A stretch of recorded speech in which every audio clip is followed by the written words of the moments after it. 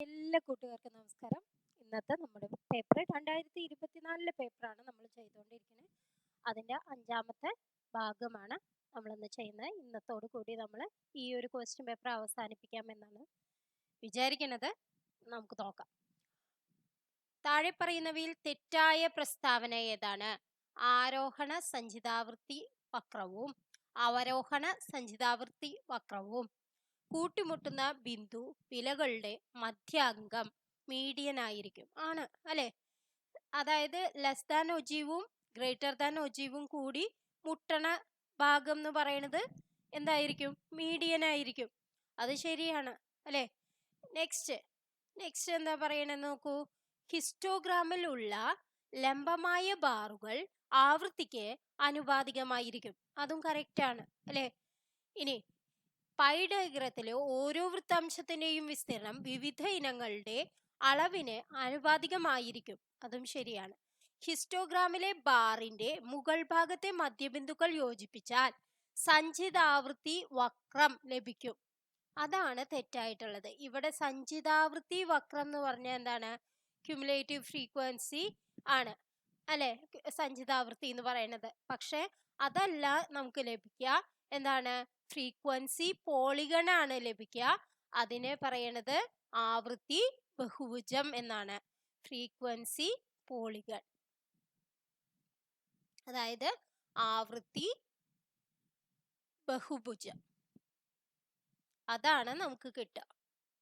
അപ്പൊ ഏതാണ് തെറ്റായിട്ടുള്ളത്? ഈ ഡി എന്നുള്ള ഓപ്ഷൻ ആണ് തെറ്റായിട്ടുള്ളത്. നെക്സ്റ്റ് ക്വസ്റ്റ്യൻ നോക്കാം. ഒരു ഡാറ്റയിലെ എല്ലാ സംഖ്യകളെയും 2 കൊണ്ട് ഗുണിച്ചാൽ താഴെ പറയുന്നതിൽ ഏതാണ് ശരിയായ പ്രസ്താവന? നമുക്കറിയാം എങ്ങനെയാണ് സ്റ്റാൻഡേർഡ് ഡീവിയേഷൻ കാണുകയെന്ന് അല്ലെ. സ്റ്റാൻഡേർഡ് ഡീവിയേഷൻ എങ്ങനെയാണ്? √1/n സിഗ്മ xi² - x² അല്ലെ. അങ്ങനെ നോക്കുമ്പോൾ നമുക്കറിയാം എങ്ങനെയാണ് ഈ സ്റ്റാൻഡേർഡ് ഡീവിയേഷൻ ആണ് ഇരട്ടിക്കുക. ഒരു ഡാറ്റയിലെ എല്ലാ സംഖ്യകളെയും 2 കൊണ്ട് ഗുണിച്ചാൽ അതില് എന്തിന് ആവറേജിന് മാറ്റം ഉണ്ടാവും അല്ലെ. 2 ഇരട്ടിയാവും. എല്ലാ സംഖ്യകളും 2 കൊണ്ട് ഗുണിച്ചാൽ ഏതാണ്? അതായത് ആവറേജ് എന്ന് പറയുന്നതും 2 കൊണ്ട് ഗുണിക്കേണ്ടി വരും. അപ്പം മാനക വ്യതിയാനം എന്ന് പറയുന്നത് സ്റ്റാൻഡേർഡ് ഡീവിയേഷനും ഇരട്ടിക്കും. നെക്സ്റ്റ് ക്വസ്റ്റ്യൻ നോക്കാം. ഇതൊക്കെ തിയറി ആയിട്ട് പഠിച്ചു പോകേണ്ടതാണ് കേട്ടോ. Next question. P of A equal to 0.23, P of B equal to 0.4, P of A intersection B equal to 0.19 ആണെങ്കിൽ താഴെ പറയുന്നവയിൽ ഏതാണ് ശരിയായ പ്രസ്താവന? അതായത് പി ഓഫ് എയും പി ഓഫ് ബിയും തന്നിട്ടുണ്ട് വെച്ചെങ്കിൽ P of A intersection B equal to P of A into P of B ആണ് വെച്ചെങ്കിൽ നമുക്ക് അത് എന്താ പറയാം? ഇൻഡിപെൻഡന്റ് ആണെന്ന് പറയാം അല്ലെ.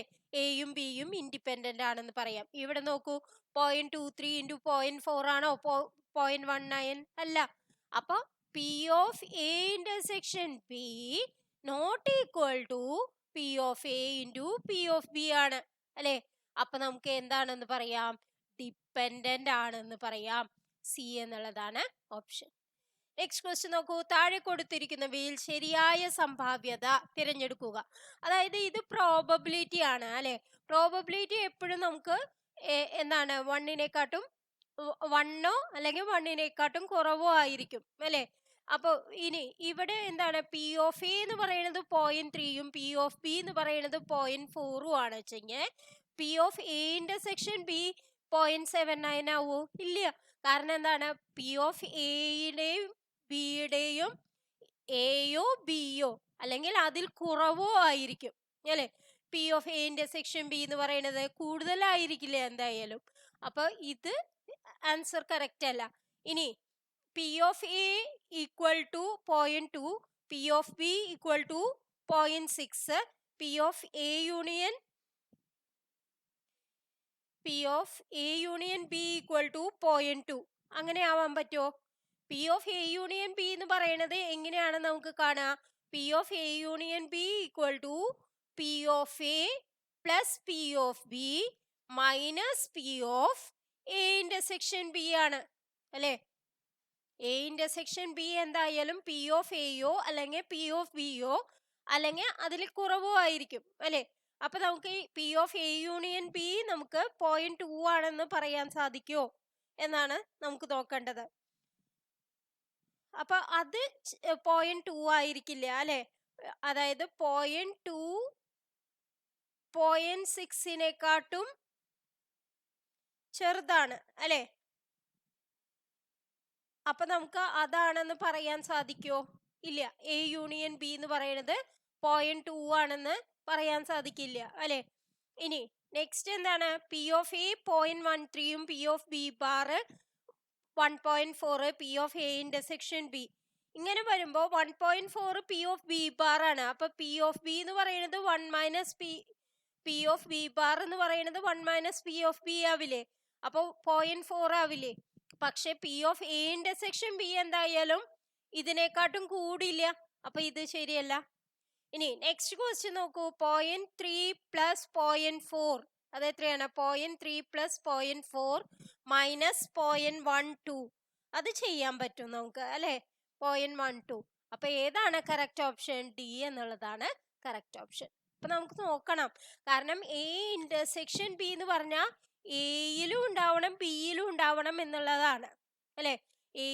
എയിലും ബിയിലും ഉണ്ടാവണം. അതിന്റെ പ്രോബബിലിറ്റി ആണ് നമ്മൾ നോക്കണത്. ഇനി എ യൂണിയൻ എന്ന് പറഞ്ഞാലോ എയിലോ ബിയിലോ, അതായത് P of A union B equal to P of A plus P of B minus P of A intersection B. അത് ചെയ്യാൻ പറ്റണ വാല്യൂ, അത് കഴിഞ്ഞ് നമുക്ക് കിട്ടണ വാല്യൂ എന്തായിരിക്കും? 0 to 1 ആയിരിക്കും അല്ലെ. ഇനി നെക്സ്റ്റ് ക്വസ്റ്റ്യൻ നോക്കാം.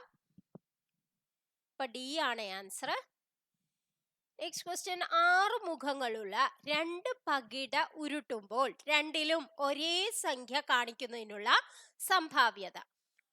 പകിട എന്ന് പറഞ്ഞാൽ എന്താണ്? ഡൈ ആണ് കേട്ടോ, ഡൈസ് ആണേ. അപ്പോ രണ്ടും ഒരേ സംഖ്യ എന്ന് പറഞ്ഞാൽ 1 1 വരണം, 2 2 വരാം, 3 3 വരാം, 4 4 വരാം, 5 5 വരാം, 6 6 വരാം അല്ലെ. ഇതാണ് എന്താണ് നമുക്ക് ഉള്ള ഇവന്റ് അല്ലെ. നമുക്ക് എടുക്കാനുള്ള ഇവന്റ്സ് എത്ര എണ്ണം ഉണ്ട്? 6 എണ്ണം ഉണ്ട് അല്ലെ. എത്ര എണ്ണത്തിന്നാണ്? 6 മുഖങ്ങളുള്ള 2 പകിട ഉരുട്ടുമ്പോ എത്ര ഇവന്റ്സ് വരും? 6 6 36 എണ്ണം വരും. അപ്പൊ 6/36 ആണ് അതിന്റെ സംഭാവ്യത, അതായത് പ്രോബബിലിറ്റി എന്ന് പറയുന്നത്. അപ്പൊ 6/36 എന്ന് പറഞ്ഞാൽ എത്രയാണ്? 1/6 ആണ്. അപ്പൊ ഏതാണ് ആൻസർ? ബി എന്നുള്ളതാണ് ഓപ്ഷൻ. നെക്സ്റ്റ് ക്വസ്റ്റ്യൻ നോക്കാം. 2 വിലകളുടെ അരിത്തമെറ്റിക് മീൻ 5ഉം മാനക വ്യതിയാനം 0 ആയാൽ സംഖ്യകൾ ഏതൊക്കെയാണ്? അതായത് ഇതില് എന്താ തന്നിരിക്കണേ? നമുക്ക് അരിത്തമെറ്റിക് മീന് തന്നിട്ടുണ്ട് 5 ആണെന്ന്. പിന്നെ എന്താണ് തന്നിരിക്കണേ? മാനക വ്യതിയാനം എന്ന് പറഞ്ഞാൽ സ്റ്റാൻഡേർഡ് ഡീവിയേഷൻ ആണ്, അതും തന്നിട്ടുണ്ട് അല്ലെ. സ്റ്റാൻഡേർഡ് ഡീവിയേഷൻ എന്താണ്? 0 ആണ്. അപ്പൊ സ്റ്റാൻഡേർഡ് ഡീവിയേഷൻ 0 ആവുമ്പോ നമുക്ക് എങ്ങനെയാണ് അതിന്റെ ആൻസർ വരിക?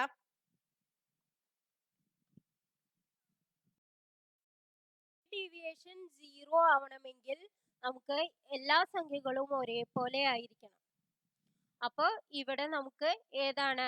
2 സംഖ്യകളും ഒരേപോലെ ആയിട്ടുള്ള 5 5 എന്നുള്ളതാണ് നമ്മുടെ ഓപ്ഷൻ വരിക. നെക്സ്റ്റ് ക്വസ്റ്റ്യൻ നോക്കാം. ഇയും എഫും സ്വതന്ത്ര ഇവന്റുകളാണ് എങ്കിൽ താഴെ പറയുന്നവയിൽ ശരിയായത് ഏത്? സ്വതന്ത്ര ഇവന്റ് എന്ന് പറഞ്ഞാൽ എന്താണ്? അപ്പോ P of E intersection F എന്ന് പറയുന്നത് എന്തായിരിക്കും? സ്വതന്ത്ര ഇവന്റ് ആവുമ്പോ P of E intersection F എന്ന് പറയുന്നത് P of E into P of F ആയിരിക്കും. അപ്പൊ അങ്ങനെയുള്ള P of E union F equal to P of E plus P of F minus P of E into P of F. അപ്പൊ ഏതാണ്? C എന്നുള്ളതാണ് option. Next question. വ്യതിയാന ഗുണാങ്കം, അതായത് വ്യതിയാന ഗുണാങ്കം 100 ആയതിനാൽ കോഎഫിഷ്യന്റ് ഓഫ് വാരിയൻസ് ആണ്. കോഎഫിഷ്യന്റ് ഓഫ് വാരിയൻസ് 100 ആയതിനാൽ താഴെ പറയുന്നവയിൽ ഏതാണ് ശരി? അതായത് കോഷ്യന്റ് ഓഫ് വാരിയൻസ് കാണാനുള്ള വാക്യം നിങ്ങൾക്ക് അറിയുണ്ടാവും അല്ലെ? കോഷ്യന്റ് ഓഫ് വാരിയൻസ് കാണാനുള്ള വാക്യം സിഗ്മ ബൈ മ്യൂ ഇൻറ്റു 100 ആണ് അല്ലെ? ഇതില് സിഗ്മ എന്ന് പറയണതാണ് എന്തെന്ന് പറയണത്, സിഗ്മയും മ്യൂവും, അതായത് സ്റ്റാൻഡേർഡ് ഡീവിയേഷൻ ആണ് സിഗ്മ. മ്യൂ എന്ന് പറയുന്നത് എന്താണ്, ശരാശരിയാണ് അല്ലെ? അപ്പോ ഇത് രണ്ടും സെയിം ആയ മാത്രമാണ് നമുക്ക് 100 കിട്ടുക അല്ലെ? കോഷ്യന്റ് ഓഫ് വാരിയൻസ് എന്ന് പറയുന്നത്, അതായത് വ്യതിയാന ഗുണാങ്കം എന്ന് പറയുന്നത് 100 കിട്ടണമെങ്കിൽ ഇത് രണ്ടും സെയിം ആവണം. അപ്പോഴാണ് നമുക്ക് ക്യാൻസൽ ചെയ്ത് 1 ആവുക അല്ലെ? 1 ഇൻറ്റു 100 ആണ്, പിന്നെ 100 ആവുക. അപ്പൊ ഏതാണ് ഓപ്ഷൻ? ശരാശരിയും മാനക വ്യതിയാനവും ഒന്ന് തന്നെയാണ് എന്നുള്ളതാണ് ഓപ്ഷൻ. നെക്സ്റ്റ് ക്വസ്റ്റ്യൻ നോക്കാം. പാരാമീറ്ററുകൾ എന്നും പിയും ആയിട്ടുള്ള ബൈനോമിയൽ ഡിസ്ട്രിബ്യൂഷന്റെ വേരിയൻസ് എത്ര? ഇത് നമ്മൾ പഠിച്ചു വെക്കേണ്ടതാണ്. അതായത് ബൈനോമിയൽ ഡിസ്ട്രിബ്യൂഷന്റെ വാരിയൻസ് എങ്ങനെ കാണാം? എന്നും പിയും ആണ് പാരാമീറ്ററുകൾ എങ്കിൽ വാരിയൻസ് കാണാൻ sigma square equal to N P into 1 minus P. ഇതാണ്, ഇത് പഠിച്ചു വെക്കേണ്ടതാണ് കേട്ടോ. അപ്പോ എൻ എന്താണ്? എൻ എന്ന് പറയുന്നത് നമ്പർ ഓഫ് ട്രയൽസ് ആണ് അല്ലെ? എൻ എന്ന് പറയുന്നത് നമ്പർ ഓഫ് ട്രയൽസ് ആണ്. പിന്നെ എന്താണ്? P represents the probability of success ആണ്. Probability of success in each trial. In each trial.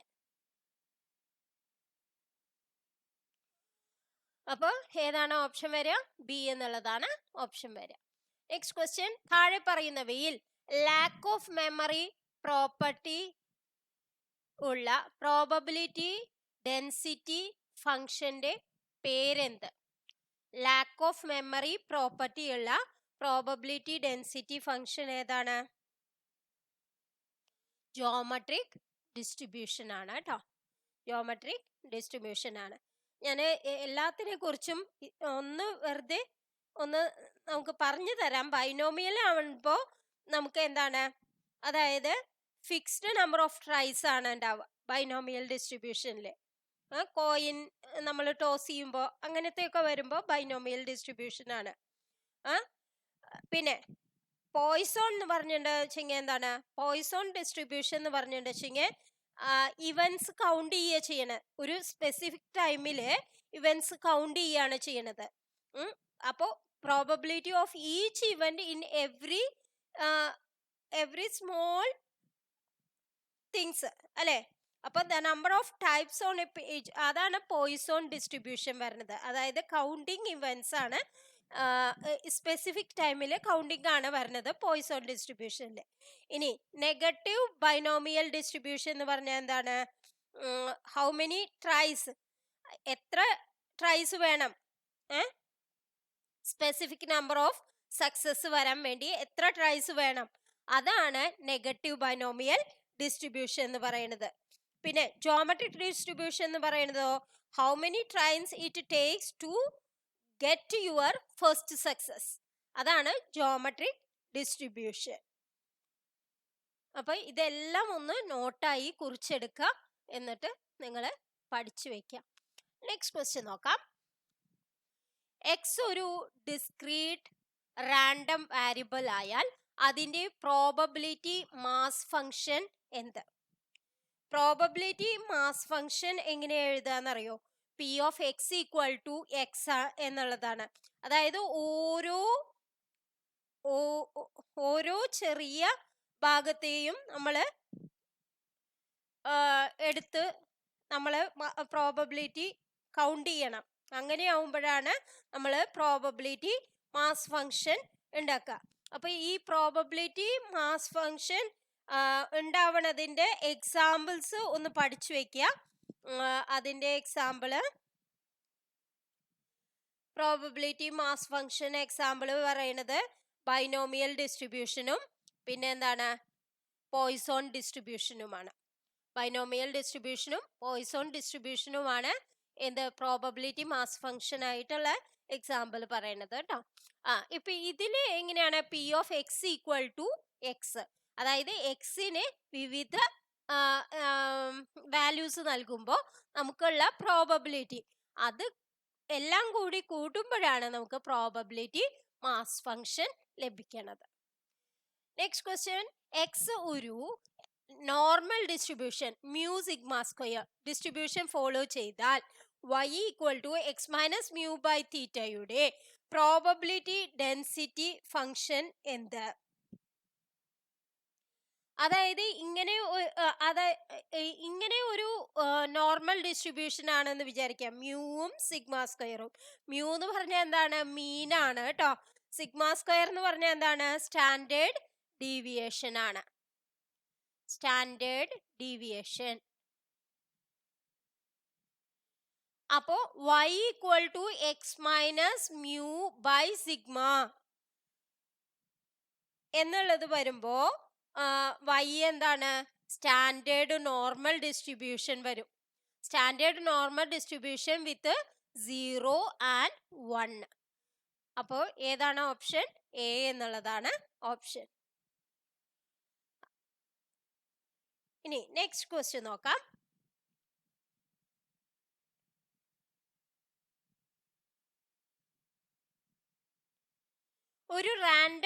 X ഒരു റാൻഡം വേരിയബിൾ ആകുന്നു, എന്നാൽ അതിന്റെ മൊമെന്റ് ജനറേറ്റിംഗ് ഫംഗ്ഷൻ എന്ത്? മൊമെന്റ് ജനറേറ്റിംഗ് ഫംഗ്ഷൻ എങ്ങനെയാണ് എഴുതുക? M equal to E of E raise to T X അല്ലേ? E of E raise to T x, അതാണ് moment generating function.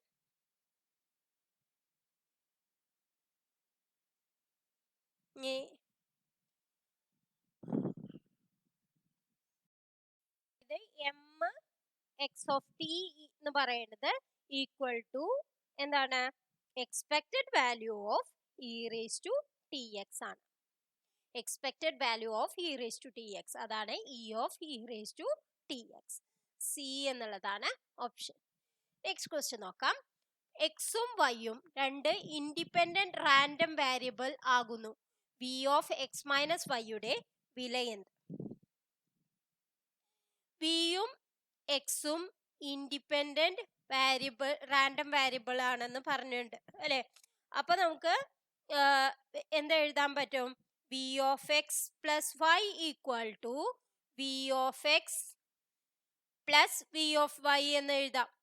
Independent random variable ആവുമ്പോൾ ഇത് V of X plus V of X plus Y എന്ന് പറയുന്നത് V of X plus V of Y ആണ്. എന്തുകൊണ്ടാണ്? X and Y are independent. ഇനി നമുക്ക് വേറൊരെണ്ണം കൂടി ആവശ്യമുണ്ട്. വി ഓഫ് എ എക്സ്, അതായത് എ കോൺസ്റ്റന്റ് ആവുമ്പോൾ എന്താണ് വരിക? A square into V of X ആണ് വരിക. A square into V of X ആണ് വരിക. അപ്പൊ ഇത് രണ്ടും നിങ്ങൾക്ക് ഓർമ്മയുണ്ടാവണം, എങ്കിലേ നമുക്ക് ഈ ഒരു പ്രോബ്ലം ചെയ്യാൻ പറ്റുള്ളൂ.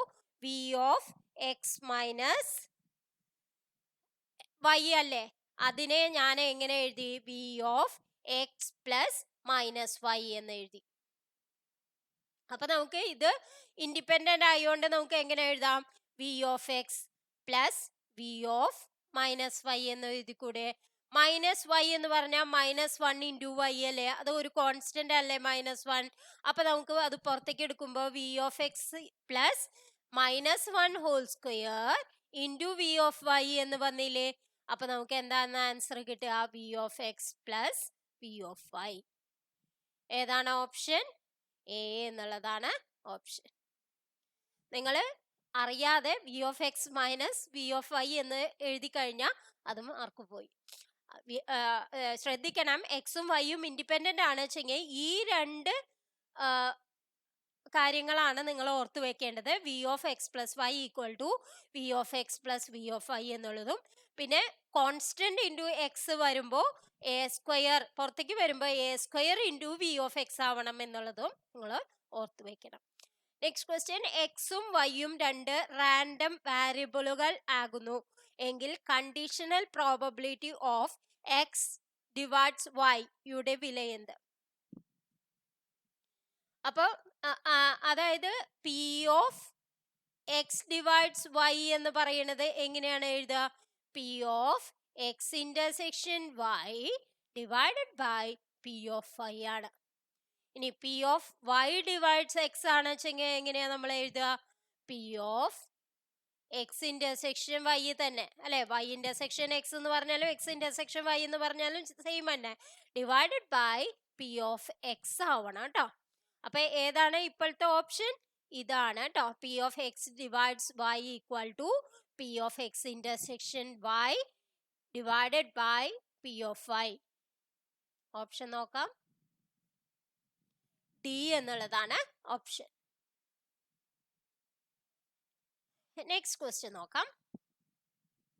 കാൾ പിയേഴ്സൺ കോറിലേഷൻ കോഎഫിഷ്യന്റിന്റെ വില എന്ത്? എപ്പോഴും കാൾ പിയേഴ്സൺ കോറിലേഷൻ കോഎഫിഷ്യന്റ് എന്ന് പറയുന്നത് -1നും 1നും ഇടയിലായിരിക്കും. അതൊക്കെ തിയറിയിൽ പഠിക്കുന്നതാണ് നമ്മൾ. ഇനി നെക്സ്റ്റ് ക്വസ്റ്റ്യൻ, ഒരു സിമ്പിൾ ലൈൻ റിഗ്രഷന്റെ സാമാന്യ രൂപം എന്ത്? അതും പഠിച്ചു വെക്കണം. y equal to ax plus b plus z. ഇനി നെക്സ്റ്റ് ക്വസ്റ്റ്യൻ പറയാം. ഒരു കർവ് ഫിറ്റ് ചെയ്യുവാൻ ഉപയോഗിക്കുന്ന രീതിയുടെ പേര്. ഒരു കർവ് ഫിറ്റ് ചെയ്യാൻ ഉപയോഗിക്കുന്ന രീതിയുടെ പേര്. ഇതിൽ എന്താ പറയാ? പ്രിൻസിപ്പിൾ ഓഫ് ലീസ്റ്റ് സ്ക്വയേഴ്സ് ആണ് ആൻസർ വരിക. പ്രിൻസിപ്പിൾ ഓഫ് ലീസ്റ്റ് സ്ക്വയേഴ്സ്, കാരണം ബെസ്റ്റ് ഫിറ്റ് ആണ് പറയണത്. അതെ, പ്രിൻസിപ്പിൾ ഓഫ് ലീസ്റ്റ് സ്ക്വയേഴ്സ് എന്ന് പറയുന്നത് method of finding the best fit ആണ്. Best fit line or curve for a set of data.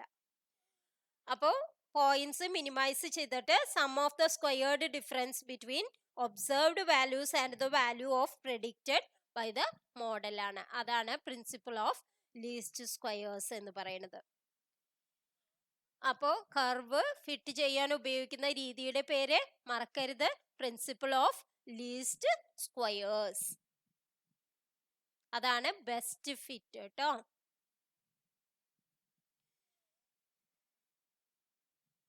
ഇനി നെക്സ്റ്റ് എന്താണ്?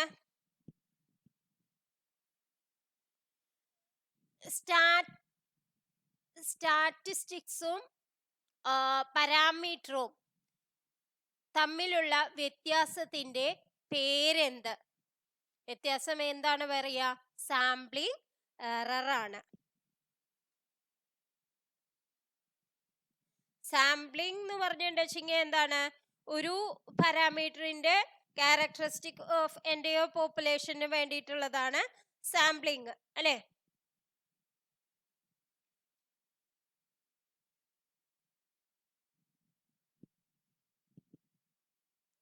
സാമ്പിളിങ്ങിൽ നമ്മൾ പ്രത്യേകിച്ച് പഠിക്കാനുള്ളത് സിമ്പിൾ റാൻഡം സാമ്പിളിംഗും ഉണ്ട്, സ്ട്രാറ്റിഫൈഡ് റാൻഡം സാമ്പിളിംഗും ഉണ്ട്.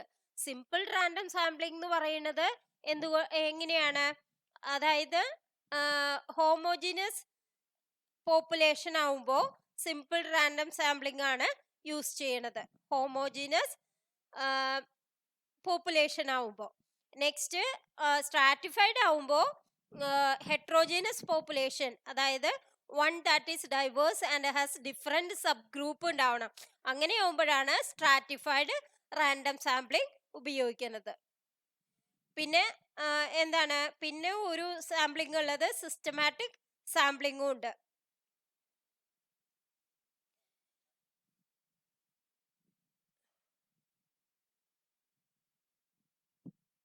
അതിൽ നമുക്ക് പറയാനുള്ളത് സിമ്പിൾ റാൻഡം സാമ്പിളിംഗും സ്ട്രാറ്റിഫൈഡ് സിസ്റ്റമാറ്റിക് റാൻഡം സാമ്പിളിംഗും സ്ട്രാറ്റിഫൈഡ് റാൻഡം സാമ്പിളിംഗും ആണ് ഉള്ളത്. അതിൽ simple random sampling randomly selecting individuals ആണ്. പിന്നെ സിസ്റ്റമാറ്റിക് ആവുമ്പോൾ നമുക്ക് എന്താണ്? Elements from the list or ordered population ആണ് random sampling random starting point എന്ന്. പിന്നെ സ്ട്രാറ്റിഫൈഡ് ആവുമ്പോൾ നമുക്ക് എന്താണ്? അതായത് സബ് ഗ്രൂപ്പായി ഡിവൈഡ് ചെയ്തിട്ടാണ് നമ്മൾ ചെയ്യുന്നത്. അതാണ് stratified random sampling. Next question, stratified random sampling രീതി ഉപയോഗിക്കുന്നത് എപ്പോൾ? നമ്മൾ പറഞ്ഞു അല്ലെ, ഹെട്രോജീനസ് ആവുമ്പോഴാണ്, പോപ്പുലേഷൻ ഹെട്രോജീനസ് ആവുമ്പോഴാണ് സ്ട്രാറ്റിഫൈഡ് ഉപയോഗിക്കുന്നത് എന്ന് ഞാൻ പറഞ്ഞു. സിമ്പിള് ഉപയോഗിക്കുന്നത് പോപ്പുലേഷൻ ഹോമോജീനസ് ആവുമ്പോഴാണ് സിമ്പിള് ഉപയോഗിക്കുന്നത്. നെക്സ്റ്റ് ക്വസ്റ്റ്യൻ, ഒരു സാമ്പിളിൽ അടങ്ങിയിട്ടുള്ളത്, ഒരു സാമ്പിളിൽ എന്താ അടങ്ങിയിട്ടുള്ളത്? പോപ്പുലേഷന്റെ ഏത് അംശവും, അല്ലെ, ഏത് അംശവും എന്താണ്, പോപ്പുലേഷന്റെ ഏത് അംശവും ഏതിൽ അടങ്ങിയിരിക്കുന്നു? ഒരു സാമ്പിളിൽ അടങ്ങിയിട്ടുണ്ടാവും. ഇനി നെക്സ്റ്റ് ക്വസ്റ്റ്യൻ എന്താണ്? എക്സ് ഒരു സ്റ്റാൻഡേർഡ് നോർമൽ ഡിസ്ട്രിബ്യൂഷൻ ആണെങ്കിൽ y ഈക്വൽ ടു എക്സ് സ്ക്വയറിന്റെ പ്രോബബിലിറ്റി ഡിസ്ട്രിബ്യൂഷന്റെ പേരെന്ത്? അതായത് chi² 1 ആണ് വരിക കേട്ടോ.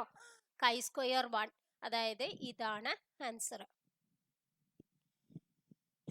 നെക്സ്റ്റ് ക്വസ്റ്റ്യൻ, ലാംഡ പാരാമീറ്റർ ആയിട്ടുള്ള ഒരു പോയ്സോൺ ഡിസ്ട്രിബ്യൂഷനിൽ നിന്നും n സാമ്പിൾ ഒബ്സർവേഷനുകൾ എടുത്താൽ ലാംഡയുടെ ഒരു അൺബയാസ് എസ്റ്റിമേറ്റർ എന്ത്? സാമ്പിൾ മീൻ. ഇതൊക്കെ പഠിച്ചു വെക്കേണ്ടതാണ്. നെക്സ്റ്റ്, TN എന്ന എസ്റ്റിമേറ്റർ തീറ്റ എന്ന പാരാമീറ്ററിനെ കൺസിസ്റ്റന്റ് എസ്റ്റിമേറ്റർ ആകണമെങ്കിൽ എന്താണ് അതിന്റെ കണ്ടീഷൻ? കൺസിസ്റ്റന്റ് ആവണം വെച്ചെങ്കിൽ, അതായത് TN എസ്റ്റിമേറ്റർ തീറ്റ എന്ന പാരാമീറ്ററിന്റെ കൺസിസ്റ്റന്റ് എസ്റ്റിമേറ്റർ ആവണമെങ്കിൽ എന്ത് വേണമെന്നാണ് ഇതിൽ ഒന്നും പറഞ്ഞിട്ടില്ല. പക്ഷെ ഇതിലെ ആൻസർ D എന്നുള്ളതാണ്. പക്ഷെ എനിക്ക് അതിനെക്കുറിച്ച് കൂടുതൽ പറയാനുള്ള ഒരു ഞാൻ അത് പഠിച്ച് വന്നിട്ടില്ല. നിങ്ങൾക്ക് പഠിച്ചു വരുമ്പോൾ ഞാനത് പറഞ്ഞ് ശരിയാക്കി തരാം. നെക്സ്റ്റ് ക്വസ്റ്റ്യൻ നോക്കാം. ഒരു പാരാമീറ്ററിന്റെ സഫിഷ്യന്റ് സ്റ്റാറ്റിസ്റ്റിക്സ് സ്റ്റാറ്റിസ്റ്റിക് കണ്ടുപിടിക്കുവാൻ ഉപയോഗിക്കുന്ന സിദ്ധാന്തം.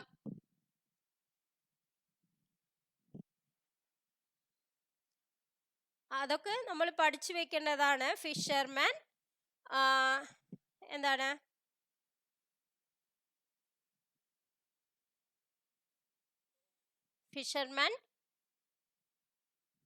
ഫിഷർ നൈമാൻ ഫാക്ടറൈസേഷൻ സിദ്ധാന്തമാണ്.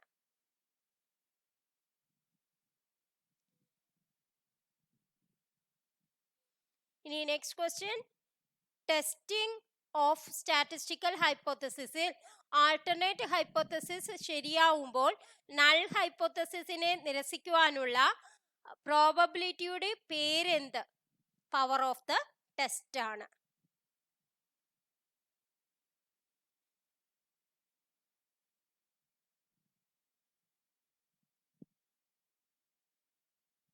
പവർ ഓഫ് ദ ടെസ്റ്റ് എന്ന് പറഞ്ഞാൽ probability of correctly occurring a false H0, അതാണ് പവർ ഓഫ് ദ ടെസ്റ്റ്. നിങ്ങൾക്ക് ഇതിൽ ടൈപ്പ് 1 എററും ടൈപ്പ് 2 എററും നിങ്ങൾ ആലോചിച്ച് വെക്കണം കേട്ടോ. ഇതിൽ ട്രൂവും ഫോൾസും, ഇത് റിജക്റ്റും ആക്സെപ്റ്റൻസും. ട്രൂ ആയിരിക്കുമ്പോൾ റിജക്റ്റ് ചെയ്യണതാണ് ടൈപ്പ് 1 എറർ, ഫോൾസ് ആയിരിക്കുമ്പോൾ ആക്സെപ്റ്റ് ചെയ്യണതാണ് ടൈപ്പ് 2 എറർ. അത് നിങ്ങൾ പഠിച്ചു വെക്കേണ്ടതാണ്. Next question, student t distribution കണ്ടുപിടിച്ചത് ആര്? Guillaume Gosset. നെക്സ്റ്റ് ക്വസ്റ്റ്യൻ, അത് C ആണ് ആൻസർ. നെക്സ്റ്റ് ലാസ്റ്റ് ക്വസ്റ്റ്യൻ ആണ്. ഇതിൽ കുറേ തിയറീസ് ആണ്, അത് നമ്മൾ പഠിച്ചു വെക്കേണ്ടതാണ്. രണ്ട് ഇൻഡിപെൻഡന്റ് chi² ഡിസ്ട്രിബ്യൂഷന്റെ റേഷ്യോയുടെ പ്രോബബിലിറ്റി ഡെൻസിറ്റി ഫംഗ്ഷന്റെ പേരെന്ത്? എന്ത് ഡിസ്ട്രിബ്യൂഷൻ ആണ്? F ഡിസ്ട്രിബ്യൂഷൻ ആണ് കേട്ടോ. അപ്പോൾ നമ്മൾ 2024 ക്വസ്റ്റ്യൻ പേപ്പറിൽ എല്ലാ ക്വസ്റ്റ്യൻസും ചെയ്തു കഴിഞ്ഞു. എല്ലാം നിങ്ങൾ നോക്കി പഠിക്കുക. അപ്പോൾ നിങ്ങൾക്ക് ഏകദേശം അറിയാം ഏത് ഭാഗത്തു നിന്നാണ് കൂടുതലായും നമുക്ക് ക്വസ്റ്റ്യൻസ് വരുന്നതെന്ന്. പിന്നെ നിങ്ങൾ ലൈക്ക് ചെയ്യാനും കമൻറ്റ് ചെയ്യാനും മറക്കരുത്. കാരണം നിങ്ങളുടെ ഓരോ കമൻറ്റുമാണ് കൂടുതൽ ക്വസ്റ്റ്യൻസ് നിങ്ങളിലേക്ക് എത്തിക്കുവാനുള്ള എനിക്കുള്ള ഊർജ്ജം. അപ്പോൾ അത് കളയാതിരിക്കുക. Thank you for watching.